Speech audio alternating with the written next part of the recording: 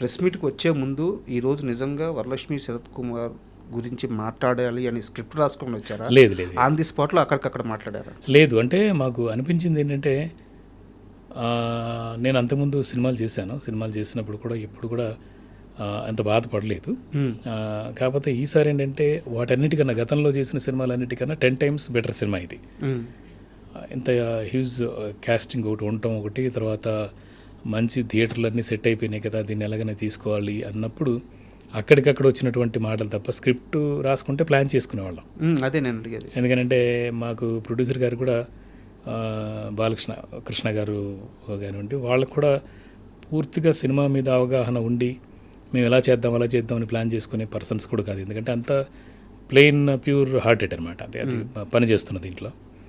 ఆ టైంలో ఆ బాధతోటి ఎవరో ఇలాగే క్వశ్చన్ చేస్తే ఆ రోజు ఇలా చెప్పారు కదా 31st ఈ రోజు ఎందుకు రాలేదు అది ఇది అని చెప్పేసి బయటికి రాగానే వస్తున్నారా అని అడుగుతారు అందరు.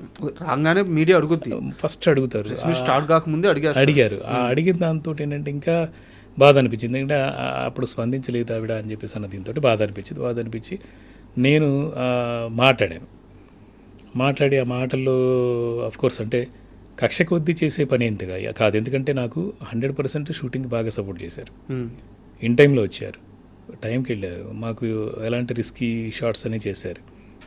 అఫ్కోర్స్ వేలు విరిగిపోయినా కూడా దానికోసం మళ్ళీ సెట్ అయ్యి మళ్ళీ ఒక 2 నెలలు 1.5-2 months ఆగిపోయిన తర్వాత కూడా మళ్ళీ లేదు పర్లేదండి చేద్దామని చెప్పేసి మూవ్ అయ్యారు.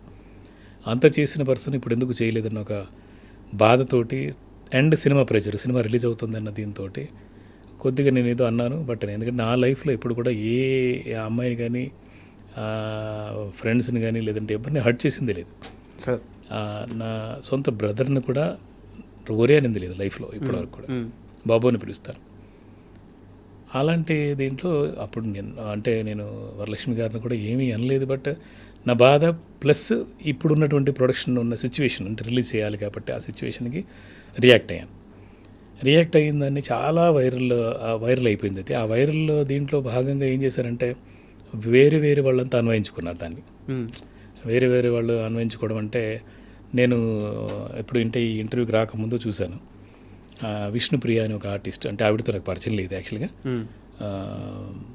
ఆవిడ ట్వీట్ చేశారని ఎవరు నాకు పంపించారు. అవును, వారు ట్వీట్ చేశారు, మీరు రెమ్యునరేషన్ ఇచ్చేది మేము యాక్టింగ్ కోసం మాత్రమే, ప్రమోషన్స్ కోసం కాదు కదా అని చెప్పి అది చెప్పారు. యాక్చువల్గా నిజం చెప్పాలంటే మేమైతే వరలక్ష్మి గారితో ప్రతి ఆర్టిస్ట్ తోటి ఒక అగ్రిమెంట్ రాయించుకున్నాం. ఏంటంటే అమ్మ ఇన్ని రోజులు షూటింగ్ డేస్ కంపల్సరీగా ప్రమోషన్ కోసం ఇన్ని రోజులు రాసుకున్నాం. అగ్రిమెంట్లోనే ఉంది. అది అగ్రిమెంట్లోనే 100% మెన్షన్ చేస్తున్నాం. అది లేకపోతే మేము ఇంత వాదించాల్సిన అవసరం లేదు, అలా అనాల్సిన కూడా అవసరం కూడా లేదు. ఎందుకంటే కొంతమంది నయనతార గారు ఉన్నారు. నయనతార గారు ఏంటంటే ముందే చెప్పేస్తారు క్లియర్గా, నేను రాను ప్రమోషన్స్ కానీ. అలాగే వరలక్ష్మి గారు కూడా ముందే తెలుసు కాబట్టి వస్తారనే ఒక ఆశ అగ్రిమెంట్లో ఉంది కాబట్టి వస్తారు అన్న దీంతో అన్నాం. సార్ అదేదో నేను మాట్లాడిన దాన్ని నెగిటివ్ తీసుకొని విష్ణుప్రియ అనే అమ్మాయి ట్వీట్ చేయటం, మీరంటే డబ్బులు యాక్టింగ్కి ఇస్తాం కానీ మిగతా ప్రమోషన్స్కి ఇవ్వము అన్నది మాట్లాడడం. ఆవిడెందుకు మాట్లాడిందో, ఆవిడకి ఏంటి ఇందులో ఈ సినిమాతో సంబంధం ఉందో నాకైతే అర్థం కాలేదు. అవును, వారికి అసలు ఏం సంబంధం, మీతో ఏమైనా ఇష్యూస్ ఉన్నాయి విష్ణుప్రియకి? అసలు విష్ణుప్రియ ఎవరు కూడా నాకు తెలియదు, అంటే పరిచయం లేదు నిజం చెప్పాలంటే. ఎందుకంటే నేను డైరెక్టర్గా, మ్యూజిక్ డైరెక్టర్గా, రైటర్గా, యాక్టర్గా నేనంటే 31 years నుంచి ఉన్నాను ఇక్కడ. 94లో వచ్చాను నేను. అందరితో బాగానే ఉన్నాను. ఇప్పుడు వచ్చిన జనరేషన్ మాత్రం కొంతమంది తెలియదు. తెలియకపోవడం వల్ల నాకెవరో పంపించారనమాట. ఉదయాన్నే ఇలాగ ఏదో చేశారని చెప్పి పంపిస్తే సరే చూస్తే దానికి పాపం ఎవరో తెలియని వాళ్ళు కూడా దానికి ఆన్సర్ ఇచ్చారు. ఏంటి, డైరెక్టర్ కష్టంతో, డైరెక్టర్ ఏదో ఉన్న బాధతో ఏదో అన్నాడు, తన బాధను కూడా తన కష్టాన్ని కూడా గుర్తించాలి కదా అని వాళ్ళు ఎవరో పెట్టారు. ఇలాగా అది వెళుతోంది, దాన్ని మనం ఏం చేయలేం. బట్ విష్ణుప్రియకి ఇక్కడ అగ్రిమెంట్ గురించి, అగ్రిమెంట్లో 5 days అని మెన్షన్ చేసిన విషయము, 5 daysకి గాను వరలక్ష్మి గారు ఒకరోజే వచ్చారన్న విషయం తెలియదు. ఇవేవి అవగాహన లేనట్టు ఉండకపోవచ్చు. ఎందుకంటే అమ్మాయి ఎందుకు మాట్లాడిందో తెలియదు. నేను కూడా నింద వేసి లేదంటే చెడుగా మాట్లాడి కూడా లేదు. అంటే నా సినిమాకి రాలేదు ఇలాగా అన్న బాధను చెప్పాను తప్ప గొడవలాగైతే చేసుకోలేదు. సార్, వరలక్ష్మి గారి విషయానికే వద్దాం. మీరు చెప్పినట్టు నిజంగా వరలక్ష్మి గారికి సినిమా కొత్త కాదు. వాళ్ళ ఫాదర్ గారి దగ్గర నుంచి, రాధికా గారి దగ్గర నుంచి అవునవును. సినిమా నేపథ్యంలో పెరిగిన వ్యక్తే, అవును. సినిమాకి 100% కమిట్మెంట్గా ఉండే వ్యక్తి. అవును. మీరే చాలా ఇంత జరుగుతున్నా సరే వరలక్ష్మి గారి గురించి మీరే చాలా గొప్పగా చెప్తారు. అవునండి, ఆఫ్ అండ్ కోర్స్. నాకు బాగా గుర్తు టీజర్ రిలీజ్కి వరలక్ష్మి గారు వచ్చినప్పుడు మీతో ఎంత బాగా మాట్లాడుతూ అవును, ఎంత నవ్వుతూ అవును, ఉన్నారో అవును. నాకు బాగా గుర్తుంది. కింద ఉంది చూశాను నేను. మీరు ఉన్నారు కదా. అవును. సో ఇంత బాగా జరుగుతున్న జర్నీలో ఒక్కసారిగా డిస్టర్బ్ అవడానికి సెట్స్లో ఏమన్నా గొడవ జరిగిందా? అయ్యో లేదు, అస్సలు లేదు.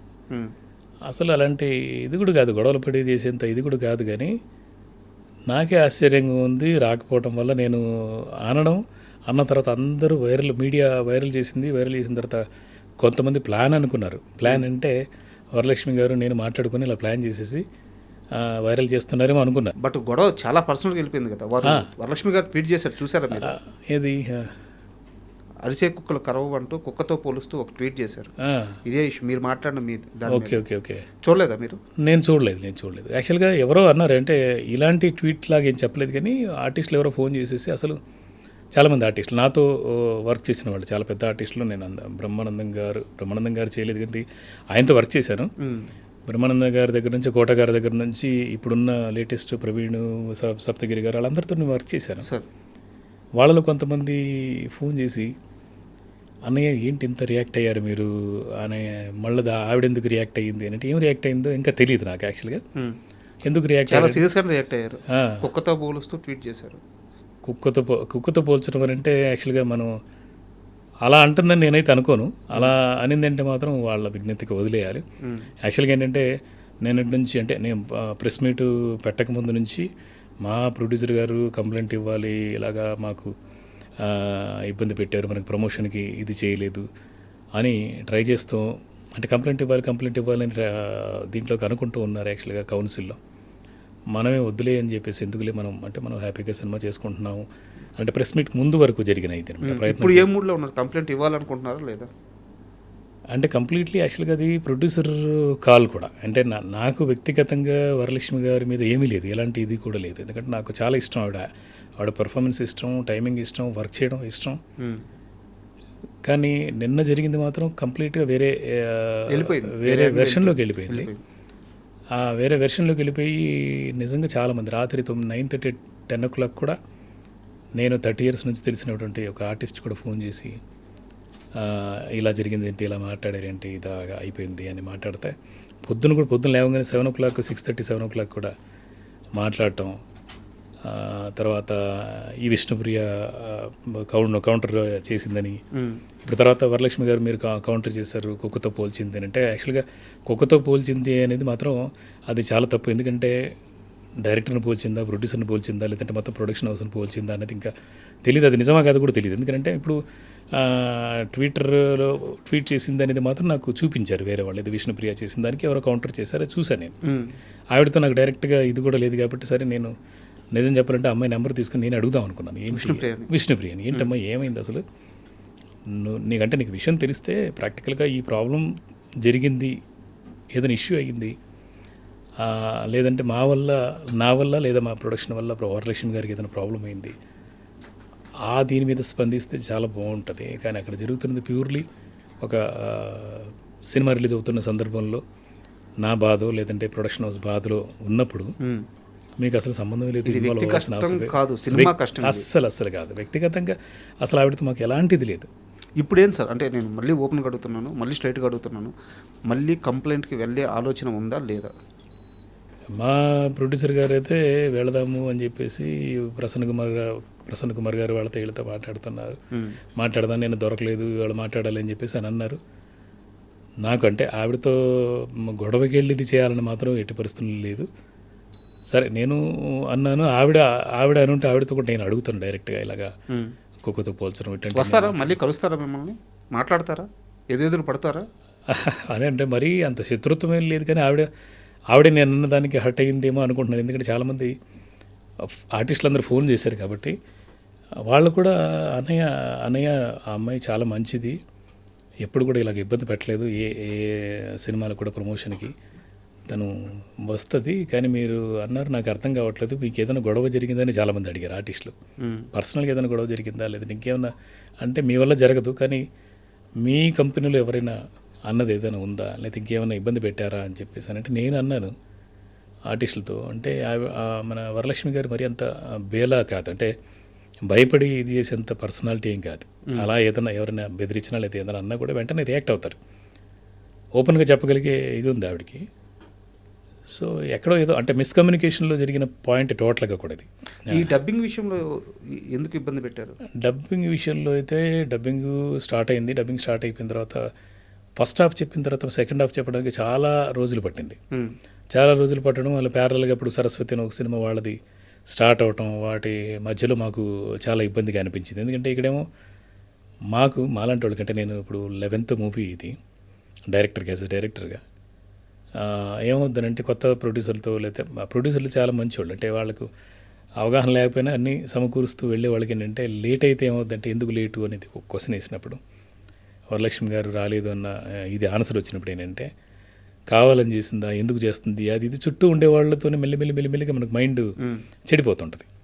సో యాక్చువల్గా కమిటెడ్ ఆర్టిస్టు యాక్టింగ్ పరంగా, షూటింగ్ పరంగా లొకేషన్లో అయితే బంగారం. అంటే మనం అనుకున్న టైం కన్నా 10-15 నిమిషాలు ముందు రెడీ అయిపోయి కెమెరా ముందుకు రావడం అనేది అదంతా జరిగింది. కానీ పోస్ట్ ప్రొడక్షన్ ఇలా లేట్ అవడం అన్న దాని వల్ల బాధ వేసింది అనమాట. అంతే. ఇప్పుడు డబ్బింగ్ కూడా ఫస్ట్ హాఫ్ చెప్పారు అని చెప్పారు, బట్ ఫస్ట్ హాఫ్ డబ్బింగ్ చెప్పడానికి కూడా 19 సార్లు వస్తున్నాను రావట్లేదు అని చెప్పేసి క్యాన్సిల్ చేసి అది కూడా ఏంటంటే ఆ టైంలో మరి ఆవిడ ప్రాజెక్ట్ ఏదో చేద్దాం అనుకున్న దీంట్లోనే ఉండడం జరిగింది అనేది ఒకటి.